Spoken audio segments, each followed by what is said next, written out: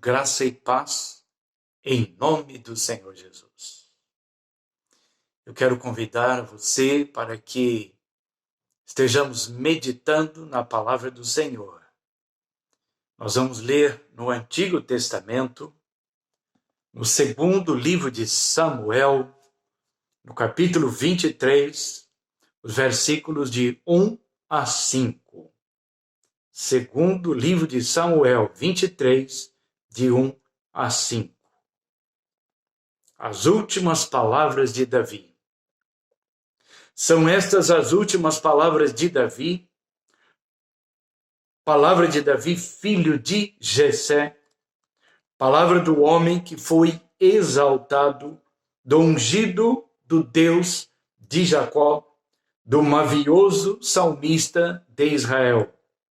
O Espírito do Senhor fala por meu intermédio, e a sua palavra está na minha língua. Disse o Deus de Israel, a rocha de Israel a mim me falou.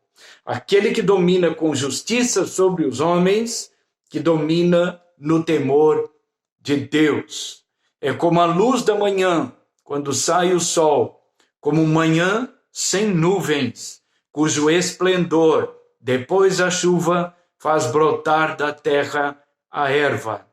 Não está assim com Deus a minha casa? Pois estabeleceu comigo uma aliança eterna, em tudo bem definida e segura. Não me fará ele prosperar toda a minha salvação e toda a minha esperança? Que Deus abençoe, palavra lida da parte do Senhor neste momento. Oremos. Ó Deus, a nossa oração neste momento, Pai, é que o Senhor fale conosco através da Tua palavra. Que o Senhor nos ensine, ó Deus, a Tua vontade através da experiência de Davi. Pedimos isto, oramos em nome de Jesus. Amém. Os atributos de Deus são incompreensíveis para as nossas mentes. Sua soberania é absoluta e seus planos nunca podem ser frustrados. Desde o movimento dos corpos celestes no universo, até a contagem de todos os cabelos da nossa cabeça, nada, absolutamente nada foge ao controle de Deus. Coisas visíveis ou invisíveis, grandes e pequenas. A ação de Deus está presente em tudo. Assim declara Davi no versículo 3. Ele diz, Deus, a rocha de Israel, me disse, virá para governar com justiça, para reinar no temor de Deus. Nós sabemos que na experiência de Davi, houve conflitos em sua casa. Mas uma coisa é certa, ele continuava confiando no Senhor. A realidade da ação de Deus na história de Davi era clara. Davi, como servo do Senhor, tinha plena certeza de que futuramente um de seus descendentes ocuparia o trono e reinaria eternamente. Promessa do Senhor a uma referência ao próprio Senhor Jesus Cristo. Irmãos e amigos, a ação de Deus era uma realidade presente na casa e também na família de Davi. Da mesma forma, eu quero te dizer nesta hora, Deus continua agindo em nossa casa, em nossa família. Esta passagem bíblica que nós lemos no segundo livro de Samuel traz para nós grandes lições. Daí, eu quero compartilhar convosco sobre este tema, realidades da ação de Deus na família. E quero te fazer uma pergunta. Você tem experimentado a ação de Deus em sua vida e também em sua casa, em seu lar? Algumas lições que nós aprendemos desse texto e são bem claros para nós a respeito das realidades da ação de Deus na família. Primeiro, é a presença de Deus no lar. O versículo 5, a primeira parte, assim nos diz: não está assim com Deus a minha casa? Esta é uma pergunta importante da parte de Davi diante do Senhor. É a importância das bênçãos de Deus na descendência de Davi, apesar de nós aqui podemos colocar algumas situações na experiência de Davi. Apesar de Davi e seus filhos não terem vivido e governado como deveriam. Apesar de não terem vivido de forma justa e também temor ao Senhor. Apesar de tudo isso, Davi, o servo do Senhor, tinha uma certeza da presença consoladora e abençoadora de Deus em sua vida e também na vida do seu lar. E é como se Davi dissesse, em outras palavras, é assim que Deus abençoará os meus descendentes. Igreja do Senhor. É assim que eu e você também podemos dizer: Deus presente em nosso lar, promessa e cumprimento de grandes bênçãos aos nossos descendentes. A presença de Deus é destacada num dos salmos, o Salmo 127. Conforme a gente vê na primeira parte do verso 1, quando nós vemos que a presença de Deus é, em primeiro lugar, protetora. Porque o salmista diz: se o Senhor não guardar a cidade, em vão vigia a sentinela. Antes disso, na primeira parte do verso, a presença de Deus é construtora. Se o Senhor não edificar a casa, em vão trabalham os que a edificam. A presença de Deus, como disse, é protetora. Na segunda parte do primeiro verso, se o Senhor não guardar a cidade, em vão vigia a sentinela. Mas a presença de Deus também é provedora. Isso nós encontramos no verso 2 deste Salmo 127, que diz: inútil vos será levantar de madrugada, repousar tarde, comer o pão que penosamente granjeastes aos seus amados, ele o dá enquanto dormem. A conclusão que nós chegamos até aqui é Deus quem edifica, protege e garante a subsistência da família. Louvado seja o nome do Senhor por isso. Sua presença é consoladora. Mas aqui há uma advertência, e eu quero chamar a sua atenção para essa advertência. Porque nós precisamos saber que quando a presença de Deus não é notada em nosso lar, e muitas vezes não é, você sabe o que acontece? Surgirão uma série de situações desastrosas, trazendo prejuízo espiritual, não só individualmente, mas para toda a casa, para toda a família. Então, eu quero desafiá-los nesta hora, siga o exemplo de Davi. Mesmo com as lutas, com as tribulações e crises na sua família, coloque a direção e também a edificação do seu lar nas mãos do Deus Todo-Poderoso. Mas uma segunda lição que nós aprendemos é a aliança do Senhor no lar. A segunda parte do versículo 5 desse texto de Samuel diz assim: estabeleceu comigo uma aliança eterna. Em tudo, irmãos amados e amigos, uma aliança bem definida e também segura. A ideia dessa expressão de Davi seria melhor detalhada com a seguinte descrição: como se Davi estivesse dizendo da seguinte maneira: É assim que Deus abençoará os meus descendentes, pois ele fez uma aliança eterna comigo, uma aliança bem certa e segura. Isso é tudo o que quero. Será essa minha vitória e eu sei que Deus fará isso. Nós podemos lembrar, de acordo com o texto, que quem fez esta aliança não foi um rei comum.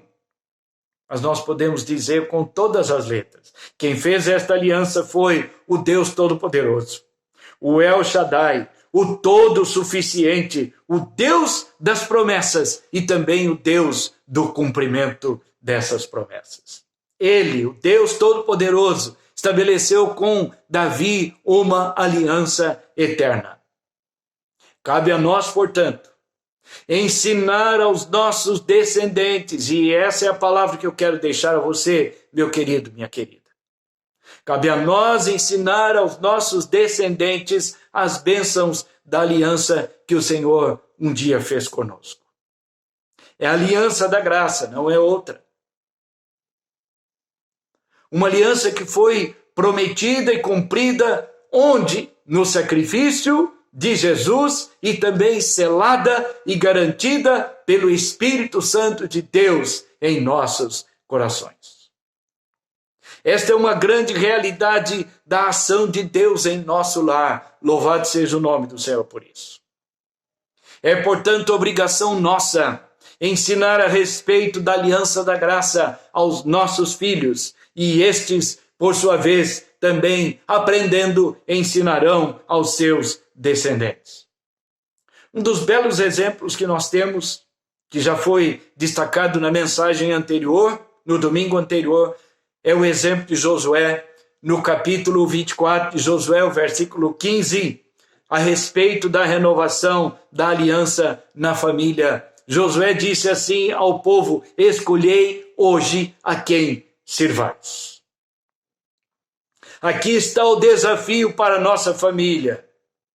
Vamos ensinar no lar o que for útil e agradável para uma vivência familiar em harmonia, em paz, segurança e também vida eterna.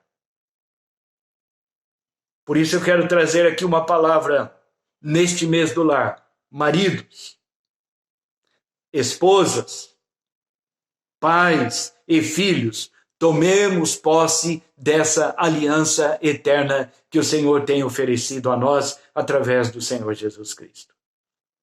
Em meio a todas as incertezas da vida,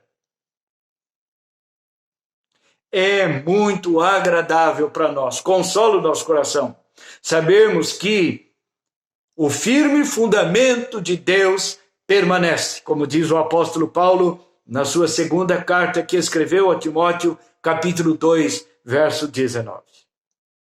Quão maravilhoso é possuirmos a promessa vinda do próprio Deus. Como nós encontramos lá no Salmo 89, versículo 34, que diz: não violarei a minha aliança. É o Senhor quem está dizendo isso. Não violarei a minha aliança, nem modificarei o que os meus lábios proferiram. Graças a Deus por isso. A aliança do Senhor no lar. Ele tem oferecido para nós a bênção da salvação em Jesus. Vamos ensinar isto também aos nossos descendentes. Mas uma terceira e última lição que eu quero destacar do texto, na terceira parte do versículo 5, prosperidade e esperança no lar. Prosperidade e esperança no lar. O texto diz: não me fará ele prosperar toda a minha salvação e toda a minha esperança? Essa foi a pergunta de Davi ao Senhor. Coloco aqui, com a sua permissão, uma tradução livre desse texto, que diz assim: ele cuidará constantemente da minha segurança e do meu sucesso. Irmãos, queridos amigos e amigas, a ação de Deus a favor do seu povo e da família está claramente expresso no versículo 4. Deus é comparado nesse verso à luz da manhã. A luz da manhã que dá vida, que faz crescer o capim no deserto. E aqui vale uma observação, algo tão importante para o povo daquela época e também naquela terra que servia para alimentar os rebanhos dos pastores, uma principal atividade daquela gente. Mais do que isso, o mesmo verso 4 diz que Deus dá segurança à casa de Davi. A descendência de Davi é muito importante, pois dela vai nascer o Messias. Muito tempo depois, mas o Messias nasceu e veio ao mundo para resgatar os perdidos. Louvado seja Deus. Nossa família é também muito importante. Por quê? Você deve me perguntar e eu quero lhe responder. Nossa família é muito importante para Deus, porque já recebeu de Deus a bênção da salvação. Jesus já nos alcançou com a sua graça, graças a Deus por isso. Mas eu quero aqui destacar duas palavras que traduzem a graça de Deus. Traduzem a graça de Deus sobre a vida e a casa de Davi, primeiramente. Salvação é uma palavra e esperança é a outra. Da mesma forma, queridos irmãos e amigos, Deus tem nos dado o suprimento material e melhor que isto, o Senhor tem nos dado também a prosperidade espiritual. Há uma chama viva em nossos corações e nós precisamos a cada dia mantê-la viva, acesa, reacendê-la pelo poder do Espírito Santo. Nossa certeza é uma e está garantida no Senhor. Nós pertencemos ao Senhor e esperamos as riquezas, não só da vida presente, mas principalmente da vida eterna, da vida futura. Por isso eu quero desafiá-los nesta hora. Nunca deixe de ensinar as verdades eternas aos seus filhos. Basta lembrarmos o que está lá em Provérbios 22:6, e muitos conhecem esse texto. Instrui a criança segundo os objetivos que você tem para ela. E mesmo com o passar dos anos, não se desviará deles. Eu já quero concluir esta palavra que Deus nos dá nesta hora. E quero te dizer o seguinte: a experiência de Davi com o Senhor foi marcante. Houve momentos na sua vida, e nós sabemos muito bem, Davi pecou contra o Senhor. Mas houve um resultado maravilhoso. Ele arrependeu-se e confessou os seus pecados. Ele foi ricamente abençoado pelo Senhor. No entanto, que ele é conhecido na Bíblia como sendo homem segundo o coração de Deus. Será que eu e você podemos ser chamados assim pelo Senhor também? Ele teve um coração agradecido na presença do Senhor. Em suas limitações, Davi, muitas vezes, não soube administrar com toda a sabedoria a sua casa. Nós vemos esses exemplos bíblicos. Houve conflitos entre ele e um filho seu chamado Absalão. E que luta, e que dificuldade foi essa? Houve sofrimento da parte de Davi, houve derrotas, houve frustrações, houve muitas lutas, tribulações. Mas eu quero destacar aqui nessa conclusão uma oração de Davi no Salmo 51, no verso 10, quando ele pede ao Senhor assim: cria em mim, ó Deus, um coração puro e renova dentro de mim um espírito inabalável. É assim mesmo que deve acontecer. Também eu e você podemos experimentar as realidades da ação de Deus na vida pessoal, como também na vida familiar. Que o Senhor nos ajude, esta é a minha oração, que o Senhor nos ajude a experimentar a sua ação em nossa casa, em nosso lar, em nossa família, que isso aconteça através da presença de Deus e também da sua aliança, que isto aconteça através da prosperidade e da esperança do nosso Deus e Pai em nossas vidas. Que assim seja hoje e sempre. Amém. Vamos falar com Deus. Ó Pai, toma as nossas vidas nas tuas mãos, como também, Senhor, a vida da nossa família, do nosso lar. Nesses tempos, ó Deus, tão difíceis que nós estamos passando, afora a pandemia, tantas outras lutas, ó Deus, que nós enfrentamos no nosso lar.